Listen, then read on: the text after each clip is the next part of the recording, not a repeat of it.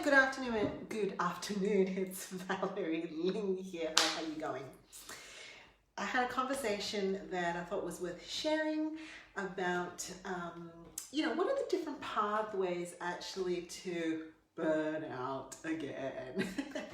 And I thought it was worth sharing because you might be somebody who fits this category of maybe feeling misunderstood, or even feeling like the things that people are suggesting for you to recharge is not quite hitting the mark. So let me get my thoughts gathered here and just present the framework and then speak into that. So because there are different, fundamentally pathways to burnout, really, I think this is, I haven't written the book about this, but just because I work clinically in the area so much, these are my observations. One type of burnout really is where the emotional exhaustion really sets in, and a feeling that what we're doing is really Groundhog Day. We're pulling away from people, we're getting tired, and one part of that is a pathway that's related to the caring aspect of what we do. So if we are pouring into other people's worlds and lives, very often there is a self-sacrifice script going on, a guilt of not doing, not giving, not caring enough. And so it leads to then the overuse, if you like, of the caring and the giving and the output muscle without enough of the input. And very nicely, when you think of things like self-care and resting, those sorts of paradigms really work there.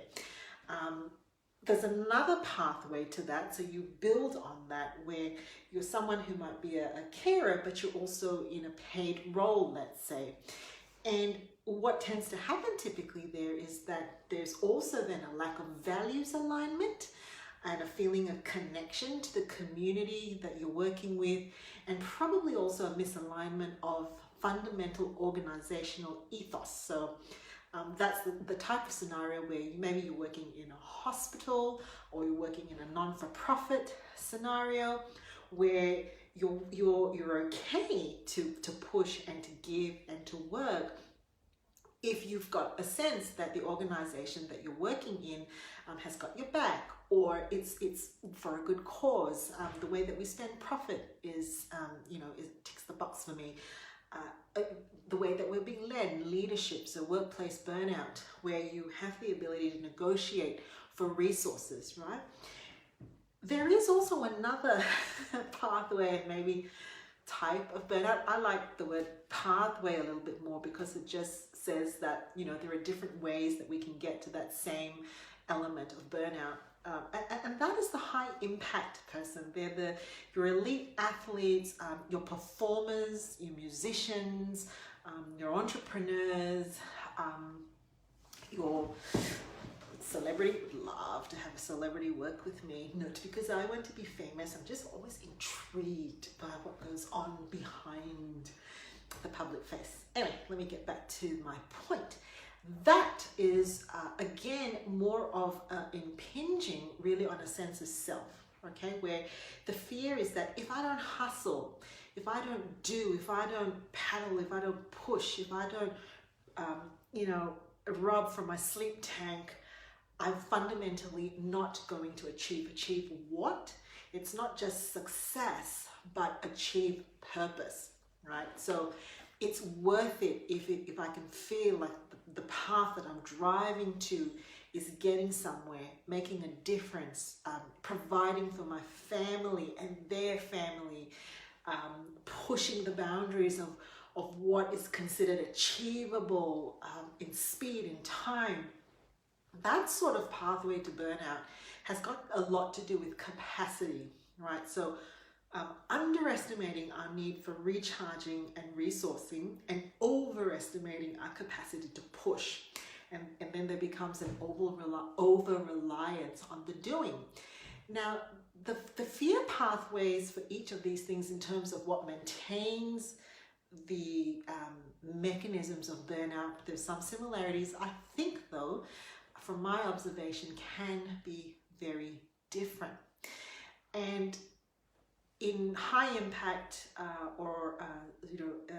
achieving, performing type burnout, you do get things like perfectionism, but also a fear that ultimately you're going to let others down, not in terms of they're not going to feel like you care enough of them, but that you've gone off course somehow, right?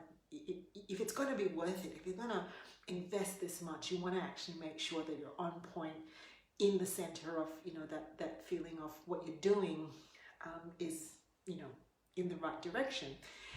And what's interesting for me, anecdotally anyway, working in this space, is that you kind of have to understand the pathways.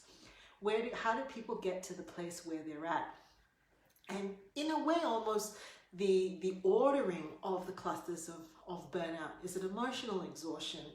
Is it feeling a lack of a sense of achievement and purpose? Excuse me. Is it feeling disconnected from others? It can actually be ordered a little differently depending on the pathway. And so a one-size-fits-all approach really may not work, because unless we understand that not only the source of it, which is often thought to be just about output, people are doing more than they need to do. It's often thought about as a resourcing as in work type and then you rest, right? This dichotomy, you do or you don't do. But it can actually interact quite differently. So for example, someone who is in that high-paced capacity, performance elite athlete type space, telling them to do less actually really sinks their sense of self and meaning even furthermore. Telling someone who's a personal carer to care less, don't do as much, just fuels, right, that feeling that they're actually not as connected to what they're supposed to be doing.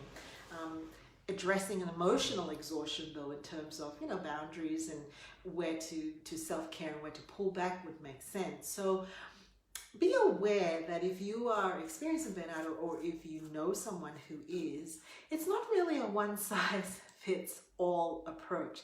It's actually really important to understand the pathways, where it got to, and actually to understand what will again spark the sense that, okay, I'm recharged, I'm recentered, I'm refueled, and reignited now to go again for the next chapter and the next leg.